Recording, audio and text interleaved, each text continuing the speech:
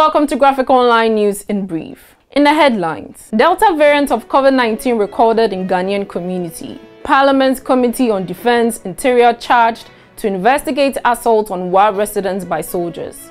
Ghana Armed Forces vows to deal with soldiers involved in WA assault. Chief Imam calls for calm over Ejura killings.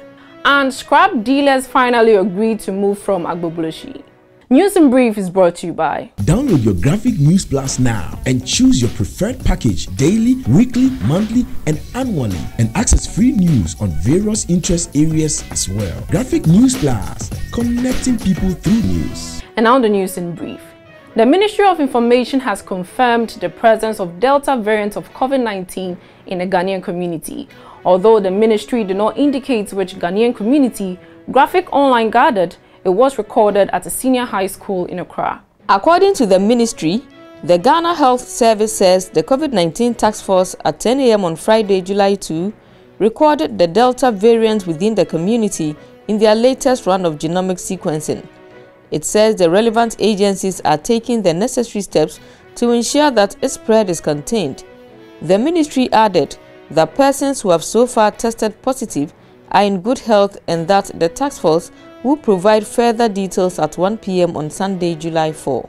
On security, the Defense and Interior Committee of Parliament has been tasked to visit WA immediately to investigate the brutalization of some residents of WA by a number of soldiers on Thursday, July 1. The committee is to submit a report to the House within 2 weeks for a decision to be taken on military reforms in dealings with civilians.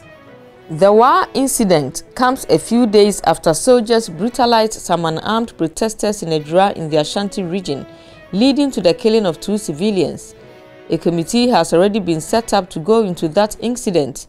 The committee for the WA incident was tasked after the leadership of the House and the Minister of Defense unanimously agreed to the suggestion for the committee to be dispatched to WA.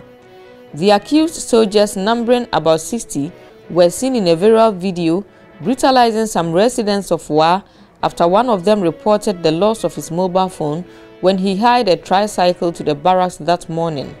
Most of the victims are said to have sustained various degrees of injuries, while 2 of them are currently on admission at the WA Municipal Hospital.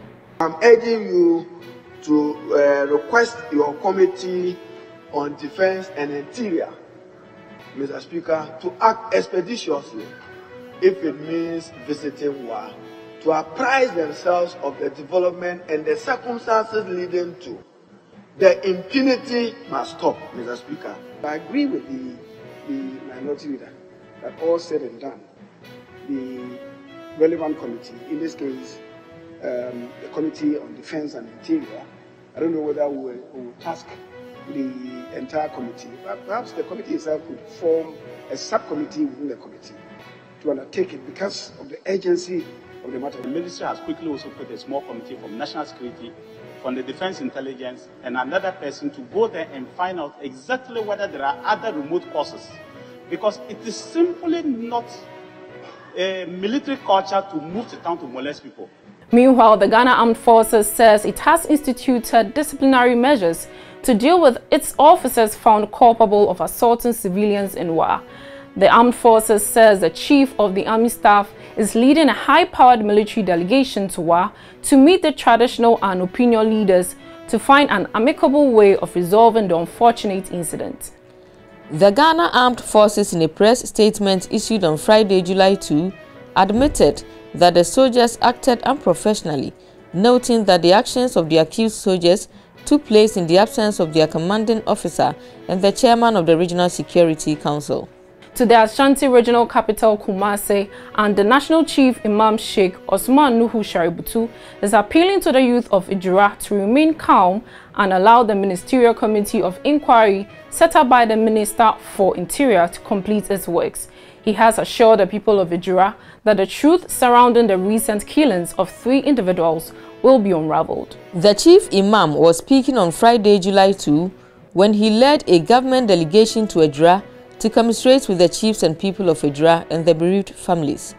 On behalf of the government, the Vice President Dr. Baumia presented a cash amount of 20,000 cedis to each of the bereaved families to help them in their funeral expenses.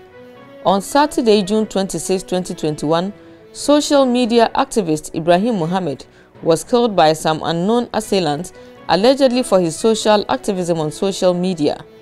Some youth decided to demonstrate to call for justice on Tuesday, June 29, and in the process clashed with security personnel, leading to the death of 2 protesters. Scrap dealers at Agbogbloshie market, who on Thursday resisted eviction by political authorities leading to the firing of gunshots, have started packing their wares from the area. During a visit to the area on Friday morning, trucks and tricycles were seen being loaded with metal and plastic waste. The eviction exercise is aimed at relocating them and other traders to the Ajin Kotoku in the Gan West municipality as part of the Let's Make Accra Work agenda initiated by the Greater Accra Regional Minister, Mr. Henry Korte. Thank you for watching. We will see you again on Monday with another edition. Stay safe and protect yourself from COVID-19. For more news, visit graphic.com.gh or log on to Facebook at Daily Graphic and on YouTube as Graphic GH. I am Juliet Echan Safo. Subscribe now.